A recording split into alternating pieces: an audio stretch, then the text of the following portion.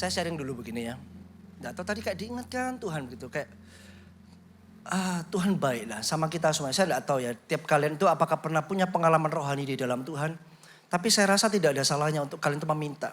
Kalau kalian tidak pernah mendapatkan itu minta sama Tuhan. Tuhan kita itu nyata. Roh Kudus itu hidup sampai hari ini Tuhan itu sama. Nanti tiba-tiba waktu kita sedang menyembah Tuhan.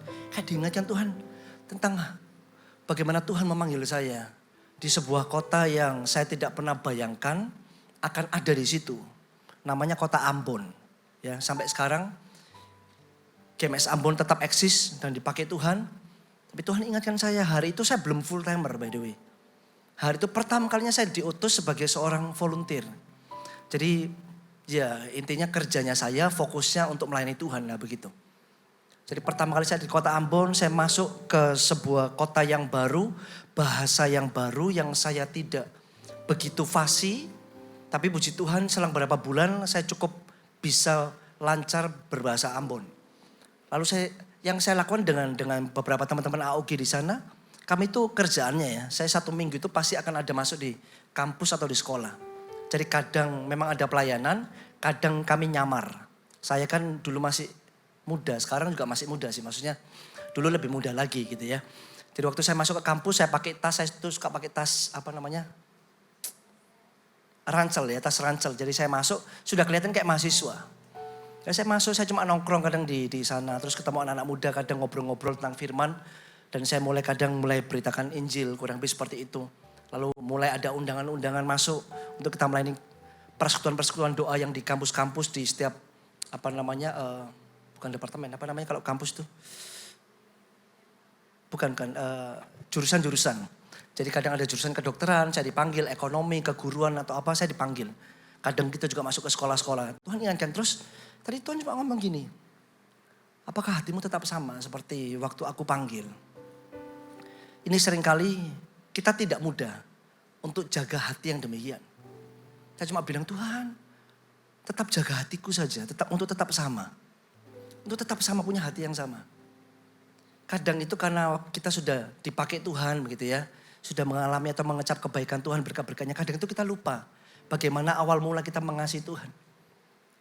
Kadang-kala dilarang sama orang tua, tidak tahu apakah ada di tempat ini masih yang demikian. Dilarang orang tua, tidak boleh ke GMS. Kalau ke gereja lain boleh, kalau ke gerejanya orang tua boleh. Kalau ke GMS tidak boleh. Lalu kadang kita nih harus curi-curi untuk bisa berangkat ke gereja. Itu banyak, di kota Ambon dulu sangat banyak. Karena cukup sensitif. Jadi kalau pindah ke gereja karismatik cukup sensitif.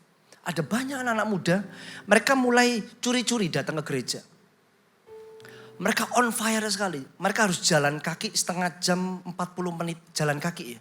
Bukan naik angkot, bukan tunggu angkot atau tunggu ojek online dan lain sebagainya. Enggak, mereka jalan kaki. Mereka tuh rela untuk bayar harganya.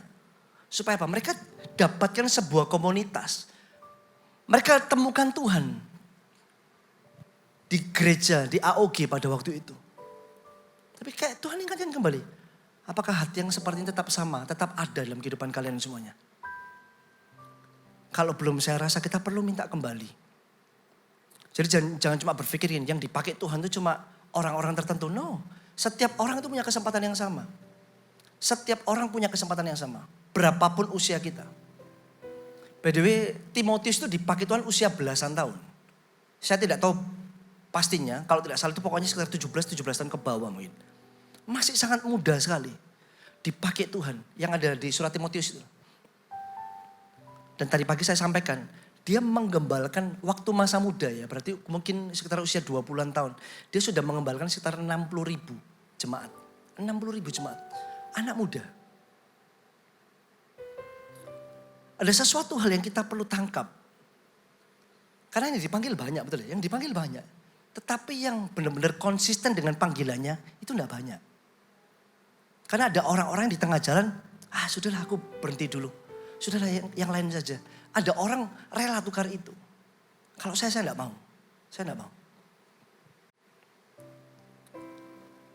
Sama halnya tadi saya juga doakan sama-sama gitu ya. Waktu kita sekarang ada di posisi di mana mungkin kita sudah damba-dambakan. Waktu kita dengar teman kita jadi CGL, wah senang Tuhan aku juga mau. Satu kali kan jadi CGL. Lalu pada waktu kita dipercaya oleh coach, oleh CGL untuk menjadi CGL di Sigi di mana Anda digembalakan. Lalu apakah hati yang sama tetap ada? Kalian mengasihi Tuhan, mengasihi jiwa-jiwa. Setiap hari baca Alkitab tanpa perlu, sudah baca Alkitab belum? CGL-nya begitu kan? Nggak tahu apakah di sini CGL-nya seperti itu ya? Seperti polisi militer gitu ya? Udah saat teduh belum? Berapa lama? Berapa pasal? Dapat apa gitu? Kalau zaman dulu begitu ya. Kalau sekarang sih enggak seperti itu ya. Betul ya? Enggak. Oh masih ada yang seperti itu. Ada, puji Tuhan. Kalau masih ada, puji Tuhan. Tapi kalau sekarang kan kita ini diberikan free will oleh Tuhan, kehendak bebas. Akhirnya apa? Enggak pernah saat teduh kan? Enggak pernah baca Alkitab kan? Alkitab kalian bersih kan? Enggak ada coretannya. Itu yang terjadi. Jadi kadangkala itu balik ke zaman purba, zaman purba. Ada baiknya juga terkadang. Karena landasan kita ya firman Tuhan sebenarnya. Bagaimana kita bisa ngomong kita mengasihi Tuhan kalau kita tidak mengasihi firman-Nya? Bagaimana kita bilang bahwa aku akan pokoknya tidak akan menyakali Yesus. Aku akan cinta Yesus sampai seumur hidupku. Tetapi Alkitab tidak pernah dibaca. Buka kitab Hagai. Bingung kitab Hagai sebelah mana ya? Carinya susah. Malah tanya, kitab Hagai itu ada lah. Malah tanya lagi. Tidak bisa, kita harus tetap mengasihi Tuhan dengan cara apa ya? Kita setiap hari itu harus duduk diam di kaki Tuhan. Dulu saya tidak pernah ada yang ajarin waktu saya bertobat. Belum pernah, waktu saya lahir baru ya. Bilang Ardi setiap hari itu saat teduh ya. Saya tidak pernah diajarin begitu. Kadang waktu tanya sate ya, jangan lupa sate. Saya tidak ngerti karena sate itu apa gitu kan. Di kepala saya sate cuma satu. Sate ayam, sate kambing, sate babi ya itu aja. Kalau saat teduh saya tidak ngerti saat teduh. Di kepala saya tidak masuk, saya tuh tidak ngerti saat teduh itu apa. Akhirnya kayak Tuhan kayak kasih satu kehausan sama saya. Saya tiba-tiba pagi-pagi jam 3, jam 4 pagi saya sudah bangun. Belajar main gitar, saya tidak bisa main gitar. Sekarang sampai bisa main gitar. Gara-gara pingin nyembah Tuhan gitu aja. Ngerengek sama Tuhan. Tuhan, kan kalau aku bisa main gitar kan enak.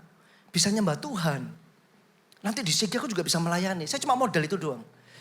Zaman dulu kan beda sama sekarang kan. Googling semua lengkap. Zaman dulu kita pakai buku tuh loh yang kunci gitu.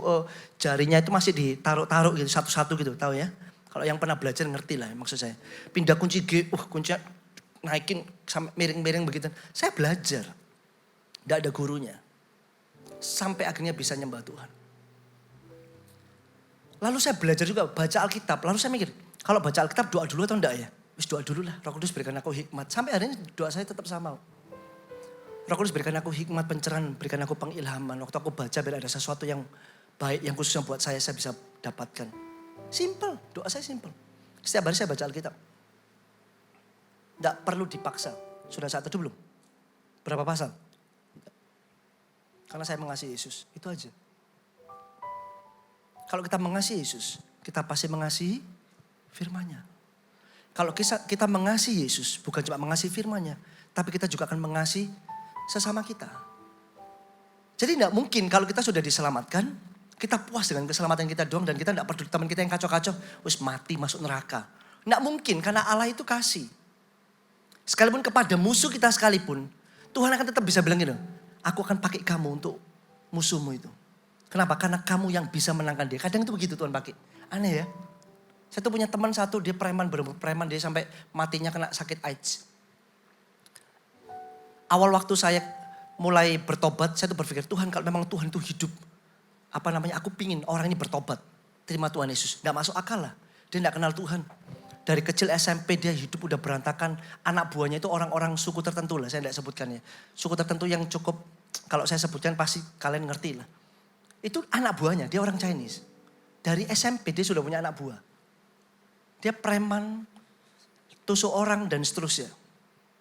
Saya berpikir bahwa kalau memang Tuhan hidup, Tuhan bawa orang ini supaya kenal Yesus. Di kepala sebenarnya tidak masuk akal. Saya lontarkan kata-kata itu pun juga mungkin kayak gambling lah ya. Kayak mungkin nguji Tuhan lah, boleh dibilang seperti itu. Dan Anda tahu, yang layani dia sebelum dia mati, salah satunya itu saya, terima Yesus. Saya mikir kok bisa Tuhan seperti itu ya. Jadi tidak mungkin kalau kita mencintai Tuhan, kita tidak mengasihi sesama itu tidak mungkin. Keakuan dalam hidup kita itu akan semakin hari semakin pudar. Yang semakin muncul itu adalah Yesus. Jadi waktu kita melayani, yang jadi fokusnya kita tuh bukan performance kita.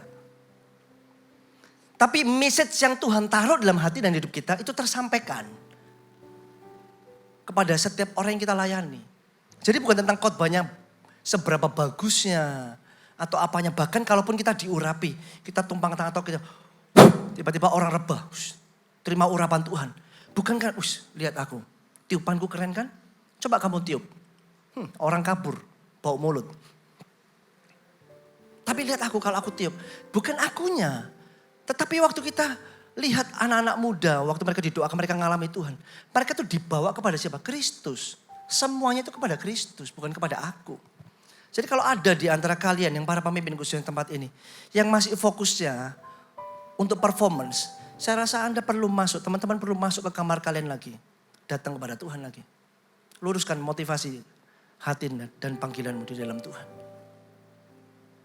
Supaya kalian tahu, kalian itu akan rela untuk berdoa, berpuasa. Pada satu jiwa sekalipun kalian akan rela.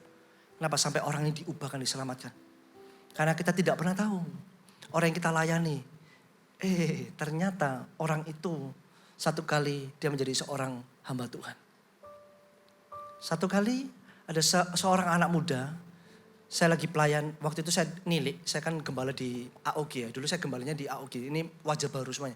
Yang orang lama yang kenal saya siapa ya? Bisa angkat tangannya ya. Nggak ada separuh loh ya. Haleluya, luar biasa. Yang lainnya mana? Keturkan tangan ya. Jadi waktu saya nilik di satu CG, tiba-tiba ada seorang anak muda itu minta waktu sama saya, dia ngobrol. Dia itu masih terikat rokok, masih terikat beberapa dosa lah. Dia cerita ngobrol dengan saya. Terus ya sudah saya doakan, selesai. Tidak lama dia komit di dalam CG, dilayani dengan baik. Dan Anda tahu sekarang, dia jadi full timer. Coba kalau saya bilang gini, enggak mau, malas. Momentum. Kita enggak tahu, orang yang kita layani itu, satu kali jadi apa itu kita enggak tahu. Nah kita perlu belajar, berjalan di dalam kairosnya Tuhan. Waktunya Tuhan. Jangan sia-siakan masa mudamu untuk hal-hal yang tidak berguna. Pakai masa muda, jangan pernah ada penyesalan.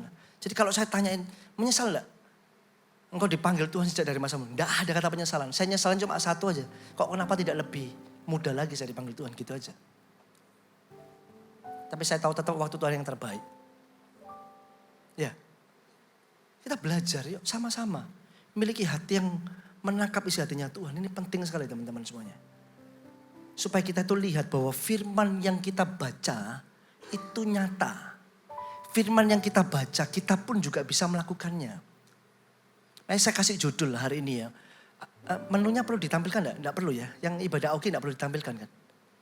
Enggak perlu ditampilkan semuanya ya.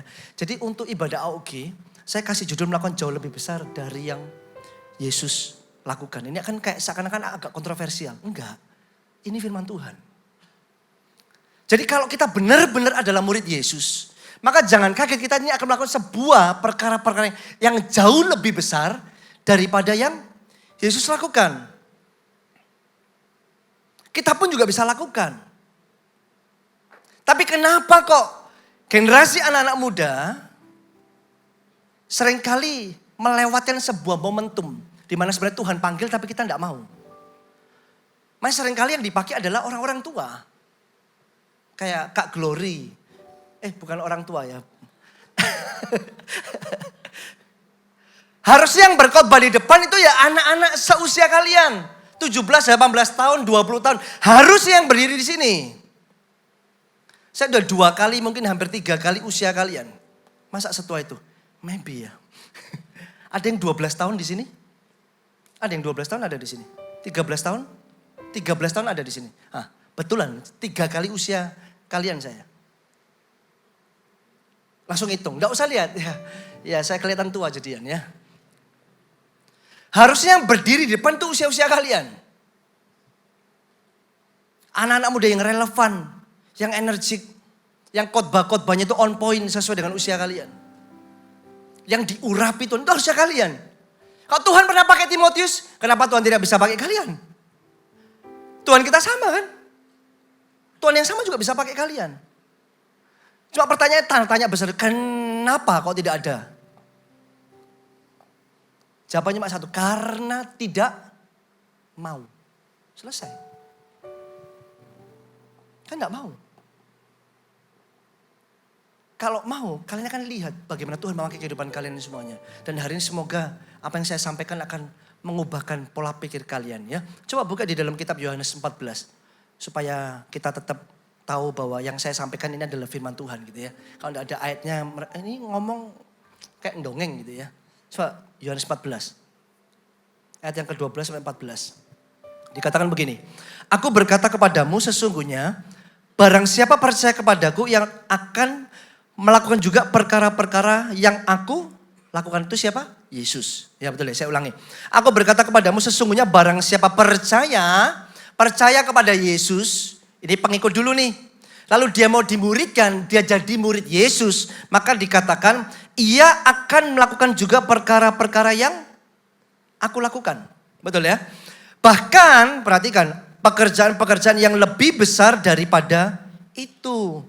Sebab aku pergi kepada Bapa dan apa juga yang kamu minta dalam namaku, aku akan melakukannya.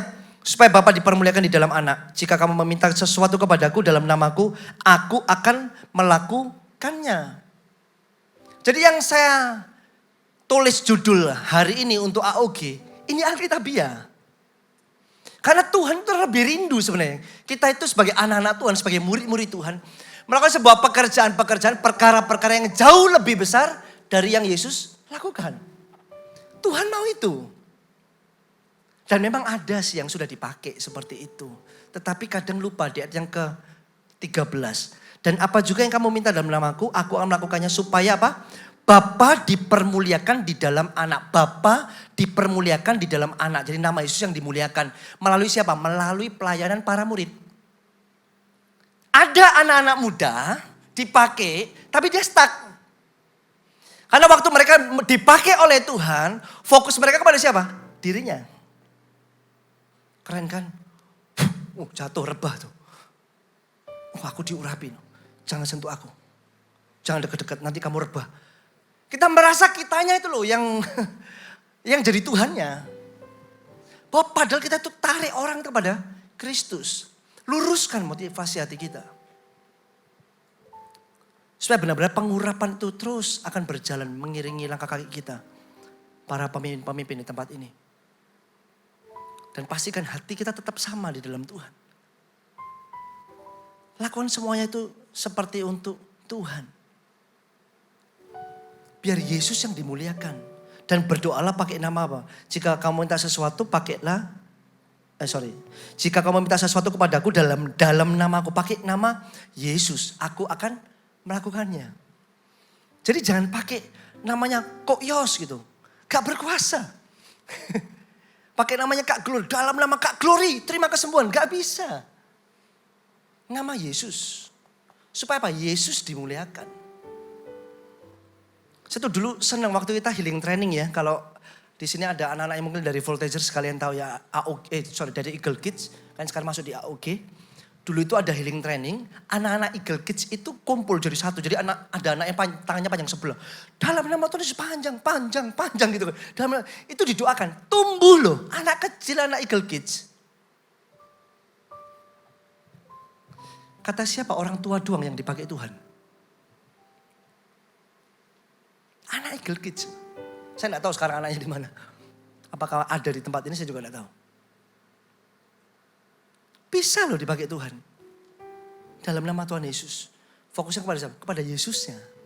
Atau jangan-jangan tadi kok di sana ada ngomong-ngomong apakah di antara Anda yang orang yang mendoakan. Saya juga tidak tahu, ada anak-anak Eagle Kids kan di situ. Sekarang di AOG ya. Ini loh, setiap orang itu punya satu kesempatan yang sama. Untuk kita nih dipakai oleh Tuhan ya. Dan kalau kita lihat perkembangan gereja masa kini ya. Kita perhatikan sekarang yang tadi saya bilang. Tidak banyak anak-anak muda yang dipakai dengan luar biasa di zaman ini, di generasi ini juga. Nah pertanyaan kenapa? Masa Tuhan tidak bisa pakai anak-anak muda sekarang? Enggak lah. Saya rasa tetap sama. Orang banyak bilang gini, Gen Z itu kan generasi yang seperti strawberry generation ya. Rapuh, disenggol, penyok itu apa ya? Penyok itu apa ya? Ya penyok ya. Ya penyok ya, di sini juga penyok ya. Saya mau ya. Jadi disenggol penyok, terus nggak lama rapuh. Aku butuh healing, kan begitu kan? Saya dikit-dikit baper, rapuh begitu kan? Satu kali setelah saya khotbahkan di AOG waktu itu tentang generasi strawberry, saya lupa ya. Saya pernah khotbahkan di Sampit kalau tidak salah waktu itu. Tiba-tiba ada satu anak muda, dia Gen Z memang, Gen Z ya. Dia bilang begini, ya memang faktanya adalah generasi kita seperti itu. Tetapi aku dapat dari Tuhan. Gen Z itu generasi Sion, dibilang begitu. Ih, kok kaget juga, oh iya benar juga ya. Keren, kok dalam banget kamu loh. Masih cupu-cupu, culun-culun anaknya, seriusan.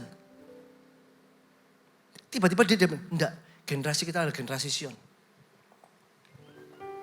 Generasi yang benar-benar ada di dalam perjanjiannya Tuhan. Di mana anak-anak mudanya bukan anak-anak muda yang rapuh, tapi anak-anak yang kuat. Karena apa? Fokusnya kepada Kristus. Fokusnya kepada panggilan Tuhan. Kepada apa yang Tuhan mau, Tuhan kehendaki. Maka mereka makin lama, itu yang Alkitab katakan, makin lama kita berjalan itu bukan makin lemah. Tapi makin kuat menghadap Allah di Sion.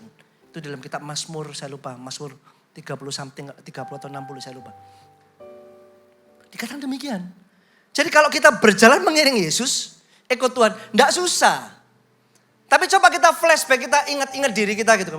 Apakah benar waktu kita ikut Yesus, perjalanan kita lebih mudah? Ikut Yesus susah. Gak boleh nge-vape, gak boleh ngerokok, gak boleh nonton pornografi.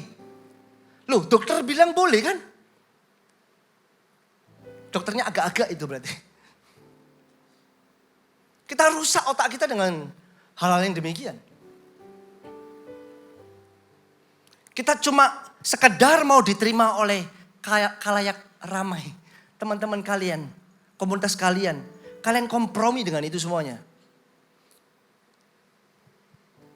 Emang waktu kita nge-vape tiba-tiba harga diri kita jadi lebih naik? Sama bro. Sis. Kadang kita juga dirusak dengan apa? Dengan penampilan kita. Outfit saya gimana hari ini? Pasti kalau anak-anak muda itu seringkali yang dilihat sepatunya. Anda bingung pasti. Sepatunya merek apa? Enggak ada mereknya. Bingung kan? Enggak ada garis tiganya. Enggak ada centang-centangnya. Ya kan kita merasa bahwa kita tuh lebih diterima pada waktu kita pakai outfit yang mungkin yang menarik. Gak gitu bro, sis. Salah kalian. Memang tidak sedikit anak-anak muda yang akhirnya legalkan berbagai cara. Halalkan berbagai cara begitu ya. Termasuk dosa. Untuk kita mendapatkan apa yang kita inginkan. Supaya apa? Supaya diterima. Tidak perlu begitu. Saya kasih tahu satu rahasia. Dekatlah dengan Yesus. Orang-orang akan cari kalian. Yesus mahal bro. Dekatlah dengan Yesus. Orang akan cari kalian. Orang hari ini caci maki kalian. Fanatik, sok begini, sok begini. Tidak apa-apa. Nanti waktu mereka ada masalah, cari siapa? Cari kalian bro. Aku lagi ada masalah ini. Loh, kan kamu dulu yang bilang aku fanatik-fanatik itu kan. Yang dulu kita tolak-tolak. Dia akan cari kita. Dia akan cari kita. Jadi dekatlah dengan Yesus. Yesus kayak magnet. Bila Yesus ditinggikan dan salibnya ditegakkan. Waktu Yesus dimuliakan atas hidup Anda dan saya, hidup kita semuanya. Maka orang itu akan cari kita. Kemana kita melangkah? Kita melangkah ke belakang. Loh kok banyak orang? Yesus kan begitu kan? Kemana dia melangkah, di situ pasti ada keramaian. Ya sudah. Koncohana. Bertemanlah dengan Yesus. Bersahabatlah dengan Yesus. Karena orang-orang akan cari kalian. Share hidup kalian buat orang lain. Amin. Ya, kita belajar bahwa Tuhan bisa pakai generasi kalian loh. Saya kasih satu cerita, John Sung. Pernah dengar John, bisa tampilkan wajahnya ya. Orang Chinese jadul ya, model-model orang-orang Chinese jadul. Namanya itu John Sung. Dia punya sebuah sejarah yang begitu luar biasa. Dia disebut juga adalah jabatannya dia, bukan jabatan sih. Orang menyebut dia itu, gambarnya enggak ada ya. Orang panggil dia itu obor Asia. Dia dipanggil obor Asia, namanya John Sung. Dia lahir sekitar 1901, pasti kita belum lahir semuanya. Orang tua kita pun juga belum hidup hari itu ya. 1901 sampai 1944, berarti usianya sekitar 43 tahun. Dia di muka bumi cuma 43 tahun dipanggil Tuhan. Meninggal, tidak lama, wajahnya belum ada ya. Kalau itu bukan John Sung, itu Ardi Wong gitu ya. Kok saya kenal orang ini. Ya John Sung, ada enggak ya gambarnya ya? Oh bentar ya. Ini aja, kelihatan. Foto aja. Kan zaman sekarang tuh gampang kan, pin mager kan. Foto di zoom in, nggak selesai. Kelihatan deh. Udah kelihatan ya. Ya itulah John Sung. Pokoknya orangnya, orang-orang Cina-Cina zaman dulu lah ya. Dia lahir di 1901 ya. Lalu, ini saya kasih tahu sejarahnya. Lahirnya itu 27 September 1901 di Hongchek, wilayah Hinghua Provinsi Fujian ya, Tiongkok. Pernah ke situ? Belum, pasti saya juga sama ya. Dia anak, perhatikan, dia anak ke-6 dari seorang pendeta. Dari pendeta Sung namanya ya. Sung dan anak pertamanya Nyonya Sung. Ya, menjadi Kristen. Singkat cerita 1913, John Sung sudah dikenal masyarakat Hinghua ya. Sebagai pendeta cilik. Jadi dia tuh sejak dari kecil udah mulai. Kayak mungkin karena bapaknya pendeta. Lalu anaknya juga bantu, udah kamu bantu aja di... Zaman dulu kan namanya apa? Sekolah minggu. Kalau kita kan gereja anak, Eagle Kids ya. Disuruh tuh melayani. Jadi sejak dari kecil usia muda dia sudah melayani Tuhan. Lalu selepas daripada SMA, SLTA ya kalau sekarang. SMA ya? SLTA atau SMA? SMA ya, oh balik lagi ya. Ayahnya itu mengambil sebuah keputusan ya. Dia mengambil sebuah keputusan untuk belajar ke luar negeri. Ya semua orang kan punya mimpi. Seperti kalian, kan kalian juga satu kali nanti pingin kan, ini joncungnya ya. Ada miripnya enggak ya? Kalau mungkin dipotong seperti itu, enggak ada miripnya juga sih. Koko Ios mungkin yang lebih cocok ya. Gitu ya, ini orangnya nih. Joncungnya. Ya orang-orang Cina-Cina zaman-zaman dulu lah. Kayak dibilang potongan pendeta ya ada lah ya. Kelihatan ada potongan pendeta. Yang di depan ini yang lebih enggak cocok dari pendeta mungkin. Potongnya enggak ada. Gitu ya. Dan dia dipakai luar biasa. Nanti saya akan sampaikan kepada teman-teman semuanya ya. Lalu dia ambil keputusan untuk belajar di luar negeri. Ayahnya yang marah tuh. Lalu ayahnya tidak mau kasih uang. Tujuannya apa? Supaya dia tidak bisa berangkat.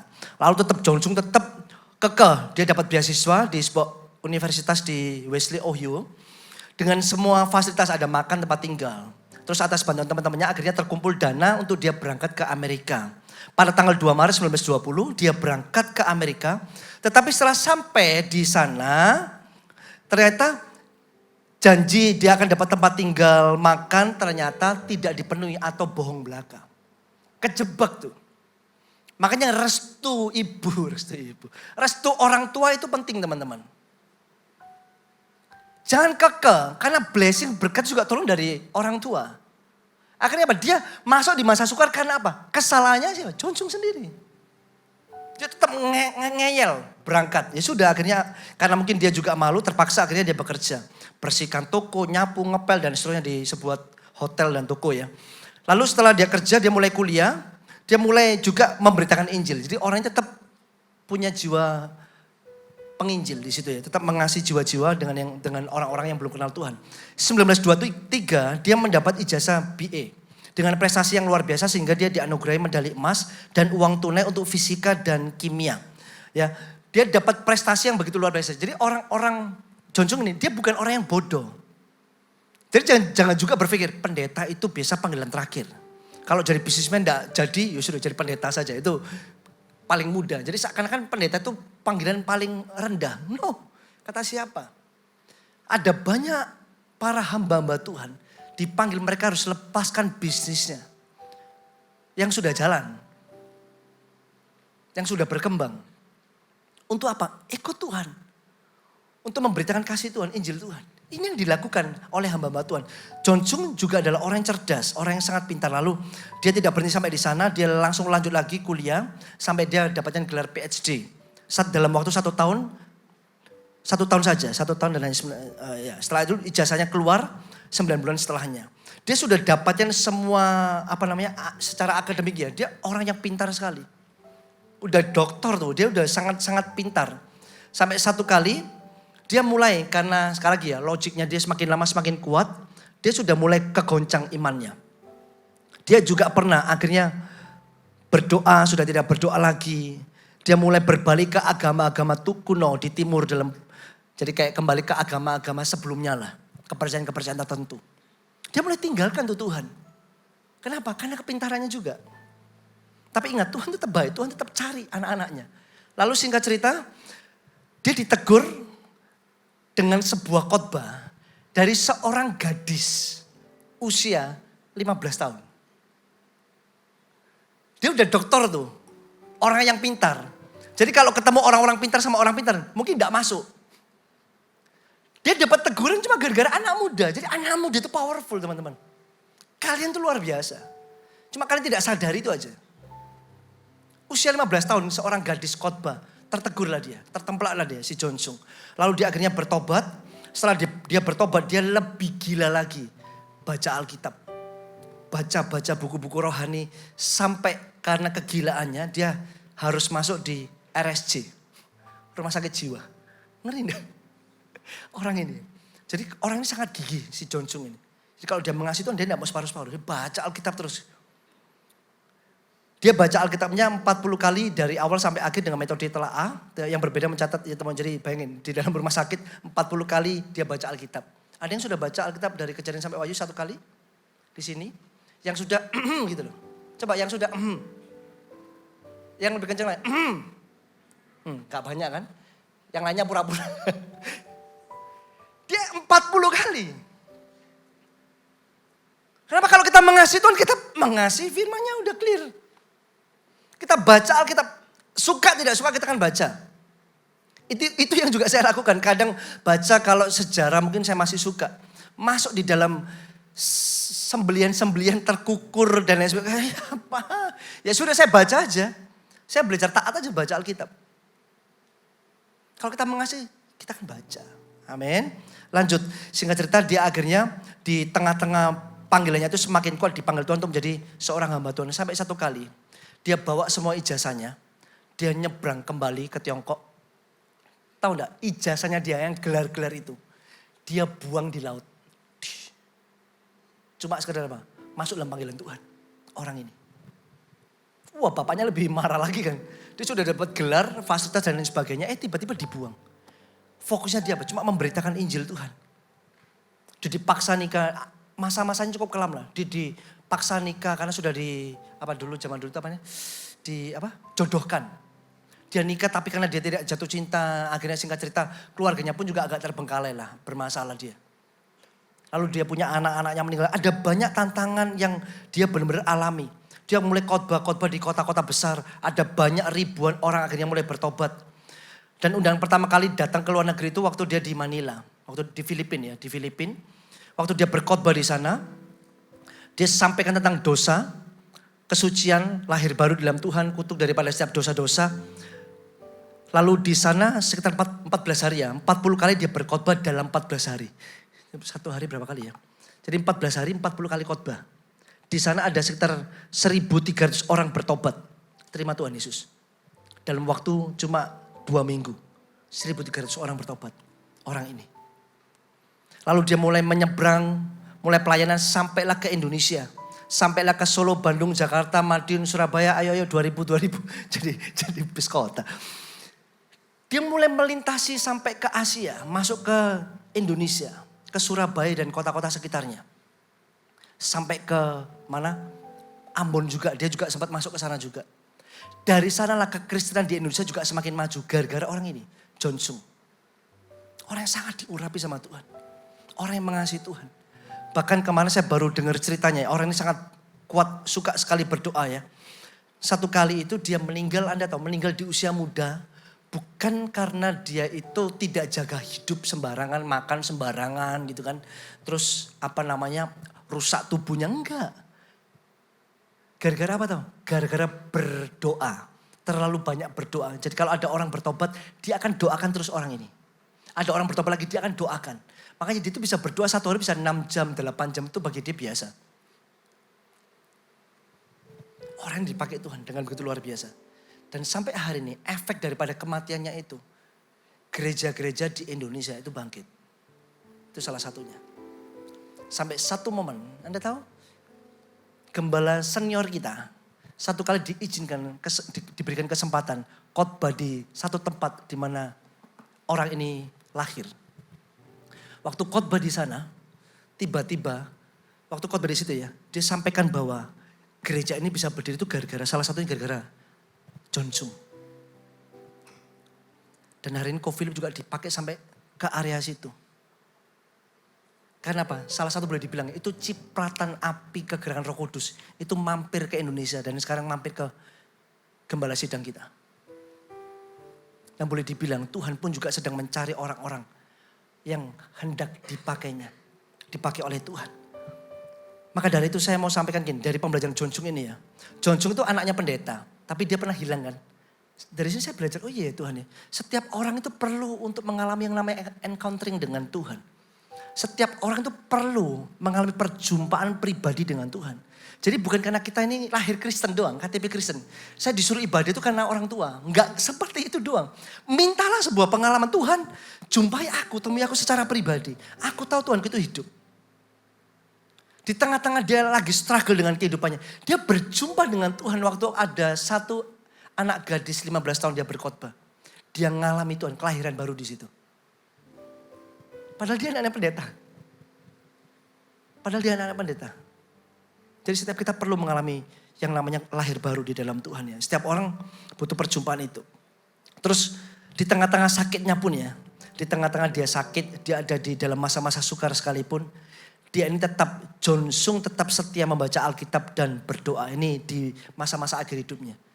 Di sini juga berpikir gini, apalah halangan untuk kita terus berdoa menyembah, membaca firman Tuhan. Sebenarnya tidak ada halangannya kalau kita mengasihi. Apapun yang kita lakukan. Seperti kalian pernah kan, backstreet pernah ya, pacaran diam-diam gitu kan. Apapun halangannya kan kalian terabas kan. Ada berbagai macam cara kan, kalian bisa lakukan kan. Kenapa? Kalian jatuh cinta dengan kekasih yang hari itu kalian sedang jalani hubungan dengan orang tersebut. Iya kan? Apapun halangannya, sikat kan gitu kan. Sama kok kalau kita mencintai Tuhan. Tidak ada satupun halangan membuat kita itu undur. Sekarang beberapa poin, saya akan closing dengan ini. Bagaimana sekarang caranya untuk kita melakukan perkara-perkara yang jauh lebih besar daripada yang Yesus lakukan. Yang pertama, ini yang penting, yang sudah banyak ditinggalkan oleh anak-anak muda. Yang pertama adalah miliki kehausan dan kelaparan untuk dipakai Tuhan. Miliki kehausan dan kelaparan untuk dipakai Tuhan. Ini harus ada di setiap anak-anak muda. Kalau enggak ada, sudah.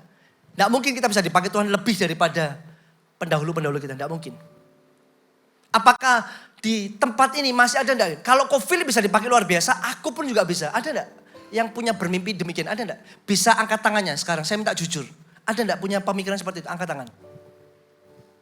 Kalau angkat tangan tinggi-tinggi dong. Jangan malu. Oke, lihat. Cuma 5 orang, 6 orang. Ada tambah lagi? Kayak lelang ya. Oke, turunkan tangan. Enggak banyak. Tidak ada kelaparan, kehausan untuk dipakai Tuhan. Sampai sini saja kalian dipakai Tuhan, selesai. Karena kelaparan tidak ada. Saya awal mulai kenal Yesus, saya bilang Tuhan kalau Kofil bisa dipakai, aku pun juga bisa. Saya akhirnya baca buku Before 30 kan. Satu hari baca buku baca Alkitab berapa pasal. Saya lakukan itu tanpa ada yang suruh saya. Kenapa? Saya tahu Tuhanku itu sama. Roh Kudus kita sama. Saya minta terus sama Tuhan. Sekalipun semakin saya berlari kepada Pastor Philip, semakin jauh Pastor Philipnya. Tapi lihat, ternyata waktu saya noleh, milik saya sudah jauh. Saya sudah pernah khotbah di hadapan ratusan, terakhir 1000. Bangga dikit lah ya, tipis-tipis lah ya. Dan saya sudah lihat itu waktu saya dipanggil Tuhan. Tapi saya rasa itu masih DP. Karena waktu itu saya lihatnya itu di sebuah seperti bukan stadion, itu kayak tanah lapang besar banget. Saya tuh tiba-tiba dapat sebuah kayak vision begitu saja. Saya langsung gemetar karena saya tidak bisa ngomong di depan banyak orang. Saya tuh orangnya nervous lah begitu. Kayak apa ya, gagap bicara kalau di depan banyak orang. Tapi tiba-tiba saya dapat vision dulu. Dapat sebuah penglihatan. Dan dikasih DP kemarin satu kali diizinkan Tuhan tuh berkhotbah di antara sekitar 1000-an orang. Kenapa? Haus, lapar. Kalau Tuhan bisa pakai, Tuhan juga bisa pakai saya. Kalau Tuhan bisa pakai orang ini, Tuhan juga bisa pakai saya. Kehausan, kelaparan itu harus ada. Kalau enggak ada, panjang bro. Ya cuma angan-angan saja. Tapi biar hari ini enggak apa-apa. DP-nya mungkin 6-7 orang tadi, it's okay. Tapi pastikan kalian tetap punya hati yang sama seperti itu. Yang kedua tidak bisa dipungkiri. Kita perlu kapasitas yang selalu mau diperbesar. Enggak bisa kalau kantong kita cuma segini kita mau dipakai Tuhan besar enggak bisa. Kapasitas kita tuh harus juga diperbesar. Kita tuh siap, kalau ditarik itu kan enggak enak, betul deh. Kalau kapasitas hati hidup kita ditarik itu enggak enak. Sakit semuanya. Kita siap sakit hati, kita siap disalah mengerti, kita siap untuk ditegur. Kita dibentuk di sana. Jadi kalau kita mau perbesar kapasitas kita, siapkan diri kita untuk dibentuk, diproses oleh Tuhan. Bahkan diproses oleh orang-orang dekat kita. Sampai satu kali yang kau jumpai, semua orang akan hilang. Dan cuma ada kamu dan Yesus saja. Tidak ada yang lain. Kita diperbesar. Diperbesar juga apa? Kita jangan jadi orang yang kalah dengan yang namanya tantangan. Tantangan proses itu baik kok buat kita. Jangan baperan. Tapi pastikan melayani dengan cara yang benar. Kita pernah kok, semua orang pernah mengalami proses. Dimarahin orang tua, dilarang dan lain sebagainya. Ngalami sama kok. Setiap orang punya prosesnya masing-masing. Tapi kita bukanlah orang yang kalah dengan proses. Karena kita tahu Tuhan sedang proses aku. Tuhan sedang perbesar kapasitas hidupku. Dan aku katakan aku mau, aku siap. Amin. Yang ketiga adalah orang yang siap bayar harga untuk sebuah panggilan. Karena panggilan Tuhan itu mulia, teman-teman semuanya. Panggilan Tuhan mulia, yang dipanggil banyak, tetapi yang benar-benar menginginkan panggilan itu tidak banyak. Orang-orang yang siap bayar harga untuk sebuah panggilan, maka orang tersebut adalah orang yang siap hidup kudus. Hidupnya harus kudus, tidak bisa kita kompromi kan. Satu sisi kita pingin mulut kita itu dipakai oleh Tuhan. Saya tadi pagi baru baca kitab. Ini ibadah berikutnya jam berapa ya? Ibadah berikutnya jam 4. Sekarang jam? Oke. Saya cepatkan ya, segera selesai. Tadi pagi saya baca kitab Raja-Raja. Tentang kisah hidupnya Elisa. Saya tuh mikir Elisa kok enak ya? Waktu ada seseorang datang punya masalah, dia cuma bilang begini. Dia masalahnya apa? Oh dia tidak punya anak. Bujangnya kan bilang tidak punya anak. Oh ya udah kasih tahu nanti tahun depan di tahun yang sama dia akan gendong anak. Ngomong gitu doang. Dan tahu enggak? Jadi. Dia ngomong jadi. Saya mikir, kok bisa orang ini ya? Ketemu janda. Dia kesulitan. Suaminya seorang nabi. Dia cuma bilang gini, aku kesusahan dan lain sebagainya. Oke, di rumahmu ada apa? Minyak. Sedikit aja. Ya udah siapkan buli-buli, kamu pinjam dari tetanggamu, nanti minyak yang kamu tuang tidak akan habis. Kecuali buli-bulinya habis, akan selesai. Langsung ngomong gitu doang. Dan jadi. Kenapa? Dia pisahkan mulutnya itu dengan dunia. Dia tidak pakai mulutnya itu untuk nyinyirin orang lain. Aku enggak nyinyir kok, jariku yang nyinyir. Kalau sekarang begitu kan, yang lebih jahat itu jempol kita daripada mulut kita. Betul enggak? Kadang kalau ditemui benar-benar kita takut. Oh enggak, tadi saya enggak tahu kepencet. Kepencet tapi omongannya kasar. Iya kan? Beraninya cuma di balik layar. Gini doang. Ditemuin, takut-takut. Jadi tangan kita, jempol kita tuh lebih jahat. Oh puji Tuhan kok aku ketiknya pakai telunjuk. Sama aja.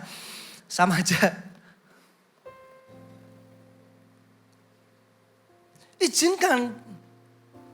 Kalau kita mau dipakai Tuhan, kita siap bayar harganya. Kita juga siap apa? Tinggalkan ini yang tidak mudah. Pergaulan yang salah. Tidak ada opsi lain sih. Satu kali ada orang tanya juga sama saya, baru-baru ini. Ada orang yang pengen lepas dari rokok. Saya bilang begini, kalau mau lepas tuh, tidak ada opsi lain. Dia harus berhenti total, tidak bisa ngurangi. Mau narkoba, mau apa termasuk ngomong kotor atau apa, tidak bisa. Kita kurangin itu tidak bisa. Saya berkecimpung dari kecil di area situ.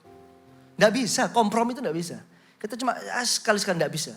Sampai satu kali Tuhan tuh ngomong ke saya, Ardi, kalau kamu hidup benar dipakai Tuhan, tinggalkan pergaulanmu, tinggalkan teman-temanmu. Saya itu kalau berteman nih ya, hidup mati bareng-bareng. Teman ada masalah itu kayak masalahku juga. Kamu senggol dia, kamu tidak ada masalah dengan saya, kamu punya masalah sekarang dengan saya. Itu saya.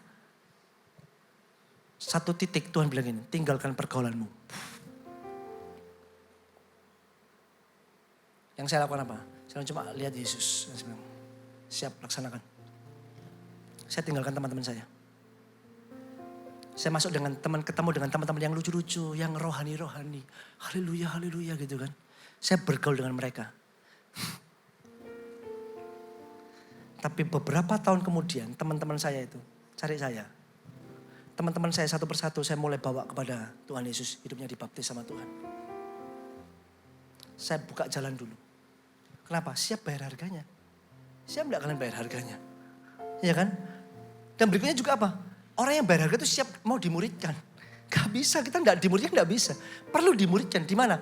Ya sekarang ada di dalam CG. Dimuridkan di dalam CG. Enggak bisa di tempat lain. Izinkan Tuhan pakai dari tempat yang dasar. Orang enggak tahu siapa kamu. Orang tidak kenal siapa kamu. Tapi di sana kita tetap punya hati yang mau dibentuk, dimuridkan. Sampai satu kali tiba-tiba promosi demi promosi datang. Tapi ingat kembali lagi kepada Kristus. Fokusnya kepada Kristus. Yang keempat sekarang, poin yang keempat. Konsisten membangun hubungan dengan Tuhan dan firman-Nya. Dan ini bukan karena dipaksa, tapi karena cinta. Kita bangun hubungan dengan Tuhan bukan karena, kalau aku tidak bangun hubungan dengan Tuhan, nanti tanyain CGL-ku. Bukan. Kayak kita merasa kayak tidak afdol gitu loh. Di sini ada yang suka ngopi enggak ya? Ada yang suka ngopi. Ada yang ngopi cantik, ada yang suka ngopi betulan kan. Ngopi cantik itu supaya ya cuma pegang-pegangan. Ya pokoknya ngopi kelihatan di foto-foto itu kan ngopi-ngopi cantik lah ya. Tapi kalau Anda sudah suka dengan kopi, setiap hari minum kopi itu. Itu seperti kayak kalau kita enggak minum kayak kok rasanya ada yang kurang apa ya? Oh ya belum ngopi hari ini ya. Sekalipun mungkin ngopinya enggak banyak tapi kayak ya sentuh dikit aja gitu. Sama sebenarnya kayak hubungan kita dengan Tuhan. Kalau hari itu kita tidak berdoa, tidak masuk dalam hadirat Tuhan, baca firman kayak, tidak ada yang kurang apa ya? Oh iya aku belum saat teduh. Oh Tuhan sudah tunggu. Dan belajarlah begini, punya satu komitmen waktu dengan Tuhan. Itu better sih menurut saya. Kemarin saya juga kaget tiba-tiba ada satu anak, oh kok alarmku bunyi jam 11, saya harus saat teduh. Jam 11. Ya itu baik menurut saya. Untuk apa? Ingatkan kita terus untuk disiplin. Amin. Yang kelima, yang terakhir, puji Tuhan ya. Selesai nih. Yang terakhir, berani melangkah untuk dipakai Tuhan. Poin yang kelima. Berani melangkah untuk dipakai oleh Tuhan. Fokus kita itu adalah amat agung Yesus, Tuhan Yesus. Dan memuliakan nama Tuhan di setiap aspek kehidupan kita itu adalah fokus kita. Saya minta tolong pemain musik, teman-teman PAW bisa naik ke atas ya. Jadi orang yang, mana hilang. Berani melangkah untuk dipakai oleh Tuhan. Kadang ada orang waktu dikasih kepercayaan, oh jangan aku, enggak siap. Enggak bisa, bagaimana kita mau dipakai Tuhan? Belajarlah melangkah, sekalipun kita merasa tidak bisa. Percayalah, melangkahlah dulu. Baru kita akan melihat, ternyata aku bisa. Oleh karena itu libatkan Tuhan di setiap jalan-jalan hidupmu. Apapun pelayanan yang diberikan kepada kalian, kerjakan dengan sungguh-sungguh. Seperti waktu saya pertama kali disuruh bawa Ramatama. Saya bawa Ramatama aja bingung. Saya tuh berdoa. Tuhan bawa Ramatama apa ya segi minggu ini ya. Disuruh bawa PAW, saya berdoa juga Tuhan lagunya apa ya. Seminggu itu saya bisa di jalan juga bahasa roh doa Tuhan nyanyi apa ya. Nyanyi apa ya Tuhan. Mau bawa firman pun juga sama. Apalagi itu bawa firman lebih kayak orang gila lagi. Itu kepala di bawah kaki di atas. Ini beneran, literally ya, beneran. Kepala saya tuh pening, saya tuh di kamar, kepala saya di bawah begitu kan. Saya taruh Tuhan, saya bahasa Tuhan ngomong apa, aku udah bisa ngomong, Tuhan tolong aku. Saya coba satu gini, saya takut melayani Tuhan. Karena Tuhan itu hidup. Dan saya tidak mau sembarangan melayani Tuhan. Saya tidak mau sembarangan melayani Tuhan. Bukan karena saya mau rohani, sok-sokan enggak. Karena saya takut waktu saya ngomong, orang diberkati. Tetapi yang saya sampaikan itu bukan dari isi hatinya Tuhan. Ternyata malah menyesatkan, kan mengerikan kan. Saya enggak mau. Saya enggak mau. Amin. Mari sama-sama kita bangkit berdiri.